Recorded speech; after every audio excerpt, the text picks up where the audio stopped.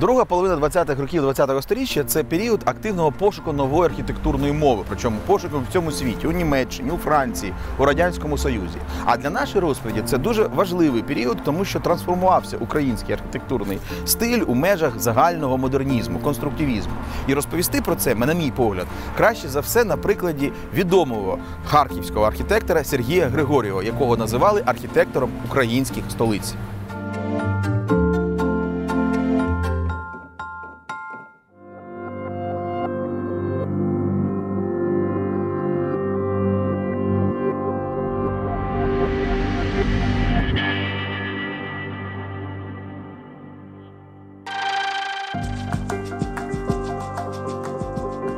Григорєв навчався архітектурі у Харкові саме той період, коли Харків був столицею радянської України. І це період пошуків конструктивізму, коли у Харкові створювався Держпром, наприклад.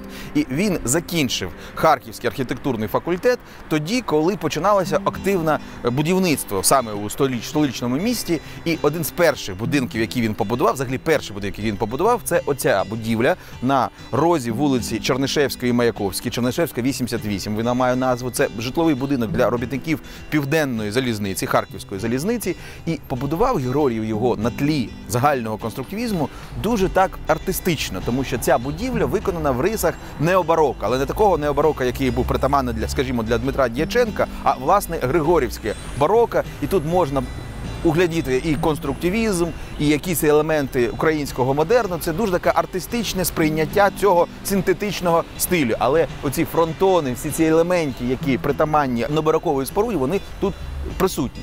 І продовжив свою кар'єру, своє будівництво молодий архітектор вже у столичному Харкові, будував численні споруди, житлові будинки, не лише у Харкові, і розвивав, власне, цей стиль. Але у 1934 році столиця переїжджає з Харкова до Києва, і разом з переїздом столиці приїхала група харківських архітекторів, які мали створити нову українську столицю на новому місті у Києві на берегах Дніпра.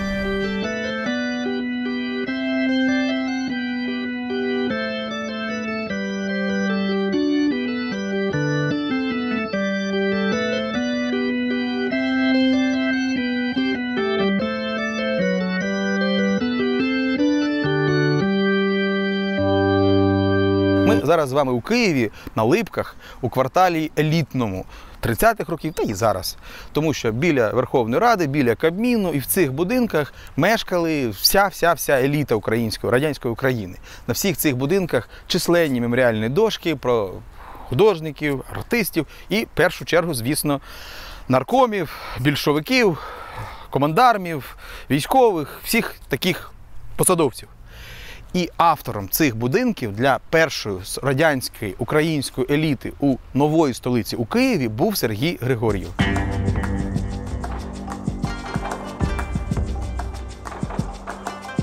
І дійсно це такий етап в архітектурі, української радянської архітектури, коли вже з конструктивізму якби то закінчили, до класицизму ще не перейшли, сталінського класицизму ще не перейшли, є такий перехідний етап, такий арт-деко радянське. І ці будинки побудовані саме у цей час, коли є такий перехідний період, і побачити можна так само тут оформлення фасадів з елементами використання орнаментальних мотивів українського стилю. А взагалі композиція вже майже відходить від конструктивізму і майже підходить до класицизму. Цей період завершується будівництвом нової значної споруди в творчості Сергія Григорєва. Головною роботою Сергія Григорєва є ця споруда на Банковій вулиці, де зараз знаходиться президент України, резиденція президента України. Взагалі, Григорєв брав участь у таких масштабних проєктах створення комплексів для уряду України в нової столиці в Києві. Але ця робота, це штаб Київського особливого військового округу – це перебудова. Тобто було два різних будівлі, ще дореволюційних, які він мав об'єднати в нову споруду з цією центральною частиною, 6 великими колонами, ризалітом. І так вписати цей штаб, щоб він все ж таки не так, як у інших архітекторів, які не відчували київського простору, не задавив би собою все, що є навкруги. І так з'явилася ця велика споруда на Банковій вулиці, але є така для мене дивна річ. Якщо перша робота Григорєва у Харкові на Чернишевській, 88, знаходиться напроти Харківського будинку з хімерами, то ця його головна робота у Києві знаходиться напроти Київського будинку з хімерами, відомого будинку Владислава Городецького.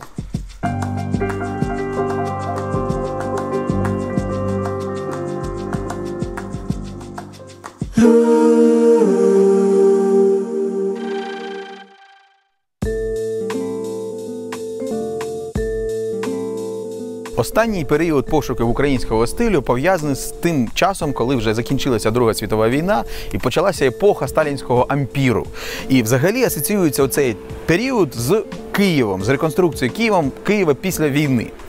Але для того, щоб розповідати про те, як це відбувалося, нас занесло до Переяслава, а не до Києва. Ця ідея зникла раптово, і ми вирішили, що треба розповісти про таку особистість, як Володимир Заболотний.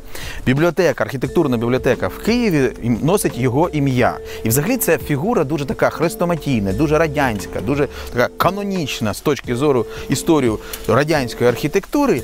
Але мені здалося, що важливо показати його не в Києві, не біля Верховної Ради, а тут, вдома, в його рідному місті, де знаходиться меморіальний музей академіка Володимира Заболотного в будинку, який належав його родині.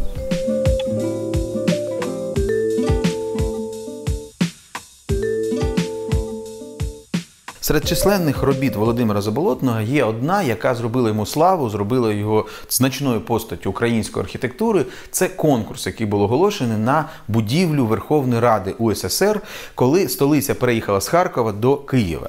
Цей 1934 рік, він особливий в історії української архітектури, і не тільки української архітектури, а взагалі радянської архітектури, тому що тоді були звинувачені всі прояви конструктивізму, авангардного стилю в архітектурі, вони були названі формалістичними, і був взятий курс на освоєння класичної архітектури минулого, російського освоєння класичної архітектури прошлого. І оцей поворот з того, що поїхала столиця з Харкова до Києва і нова архітектурна мода з'явилася у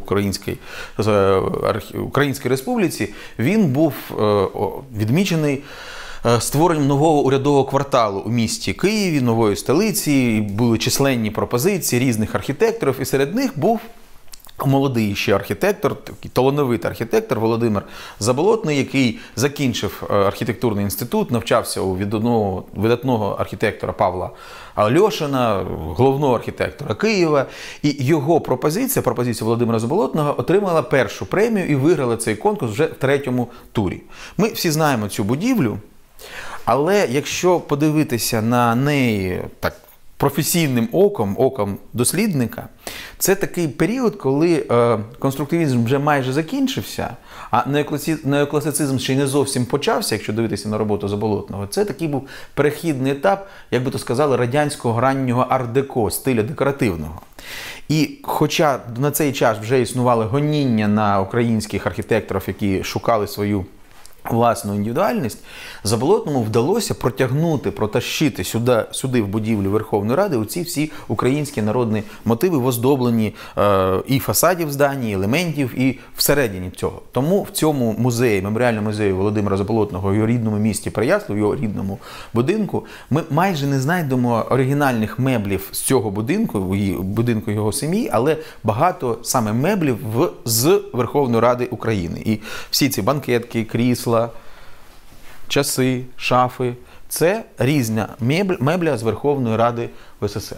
За цю будівлю, за цю споруду Володимир Заболотний отримав сталінську премію першого ступеню. Нагорода – це 100 тисяч карбованців, великі гроші, і визнання як одного з провідних архітекторів Української Соціалістичної Республіки. І так само він у 1940 році отримав посаду головного архітектора Києва. До речі, це не дуже тривалий час, він займав цю посаду, тому що в 41-му році вже у Київ прийшли німці, він поїхав до Уфи, але фактично з цього моменту, коли була завершена з оцінкою відмінно в 1939 році будівництво Верховної Ради, він став одним з головних очільників української архітектури, українсько-радянської архітектури і всіх цих думок, всіх цих пошуків, які завершили дуже тривалий етап розробок.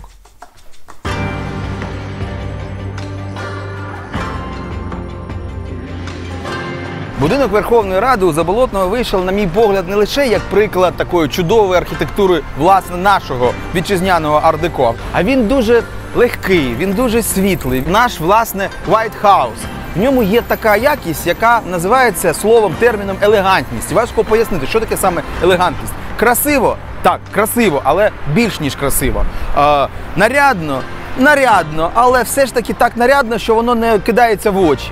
Елегантність – це якість, яка дається лише поодиноким творцям, митцям, які можуть знайти цей рецепт цього явища елегантності. І дійсно, будівля Верховної Ради – це такий шедевр 30-х років вітчизняної архітектури.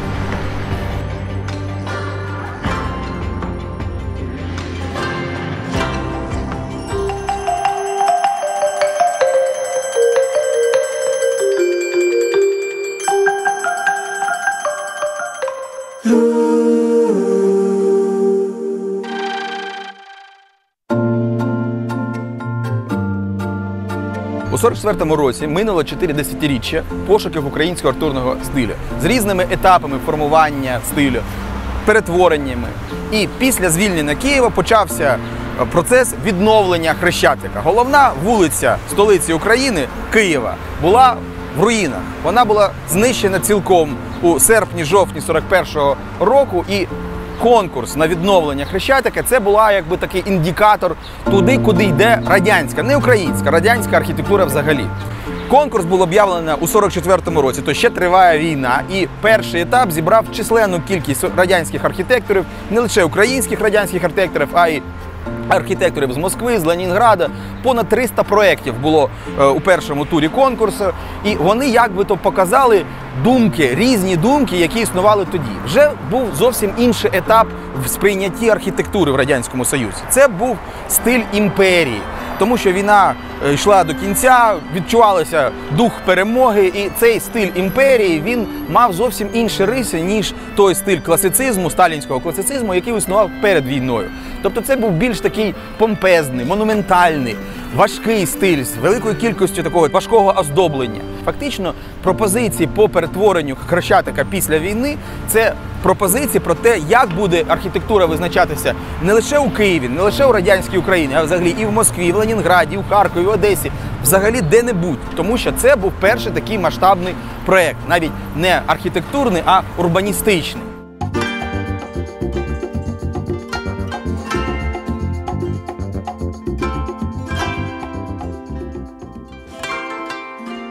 У цій кімнаті представлені пропозиції Володимира Заболотного того, як мав би виглядати Хрещатик за його баченням. Взагалі це дуже крамольні проекти, навіть це не проект, а це такі олійні картини, полотна написані Заболотним, його бачення нового Хрещатика. Чому крамольні? Тому що, якщо придивитися, на всіх цих спорудах вже новий такий етап радянського стилю, як казали, така формула була советская по содержанию и национальная по формі. Ця формула виявлялася в роботах Заболотного з таким прихилом до українського необарока. Якщо придивитися, наприклад, на цій картині зображення сучасного українського дому на Європейському майдані, але оця вежа, оцей будинок, він взагалі можна було віднести до часів Івана Мазепи. Або, скажімо, тут біля сучасного центрального універмагу, на місці, де знаходиться Київська міськрада, ось цей будинок з такими шатровими вежами, з таким фасадом так само чи то флорентійського, чи венеціанського палацу, чи традиційного барокового українського якогось курення. Або ось ця будівля так само виглядає дуже необароково за часів Івана Мазепи.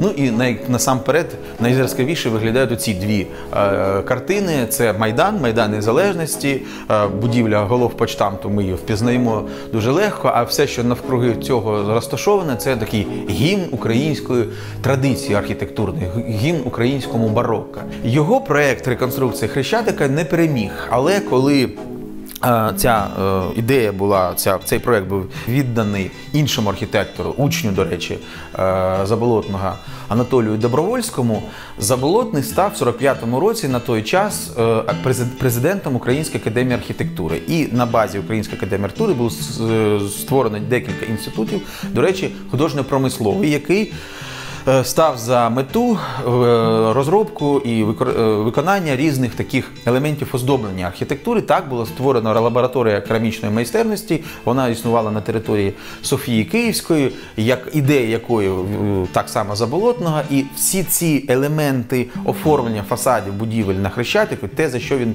отримав таке прізвисько кондитерська архітектура Хрещатика, те, за що Заболотного навіть звинувачили зайвої декоративності. Все те, з чим зараз асоціюється українська архітектура через всі ці квіти, соняшник, орнаментальні мотиви, які виконані в кераміці завдяки саме цієї інституції.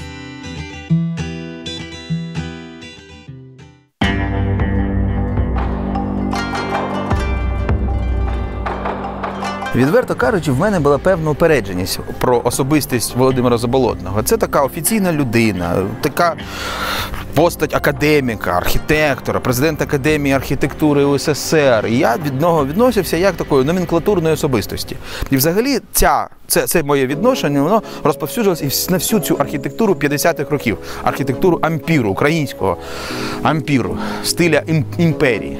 Але саме через це я вирішив, потрібно їхати до Переяслава, туди, де була його батьківщина, те, чим він надихався. І тут я побачив у Заболотному, як для себе, нову особистість, нову постать української архітектури. Через те, що він, мені здається, щиро, насправді любив і природу, і традицію української архітектури, і кохав її, любив її, зберігав її. І його значення в тому, що він створив оцей такий науково обґрунтований, зібраний світ українського стилю, української архітектури.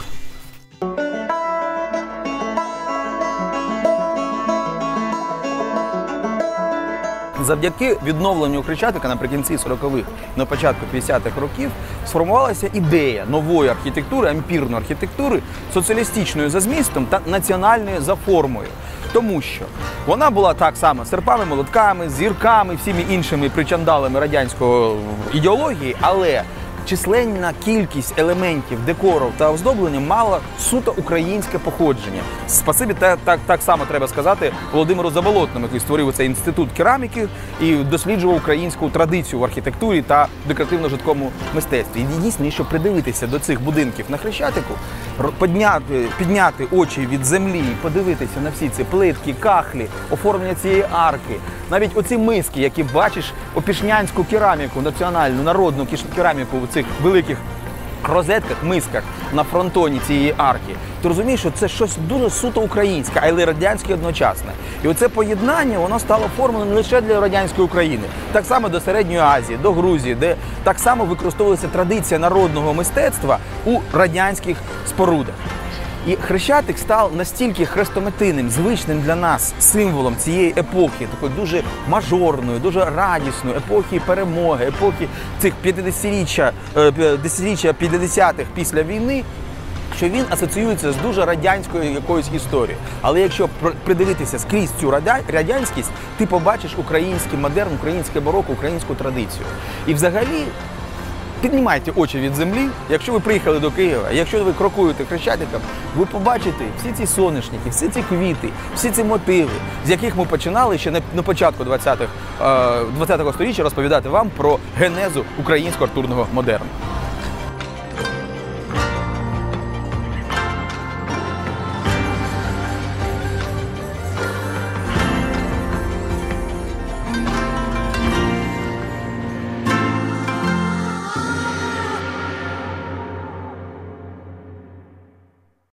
Ми створювали наш проєкт на протязі декількох місяців, і за цей час ми дуже полюбили цей проєкт. Нам навіть шкода зараз закінчувати цю розповідь. Але ми добре знаємо, що окрім українського модерну у 20-му сторіччі існували інші епохи, інші періоди у створенні, становленні українського стилю, архітектурного стилю. Це і українське бароко, і український класицизм, і український модернізм, і український навіть постмодернізм. І ми б хотіли розповісти вам так само і про них. Тому ми не кажемо кінець, а кажемо далі буде.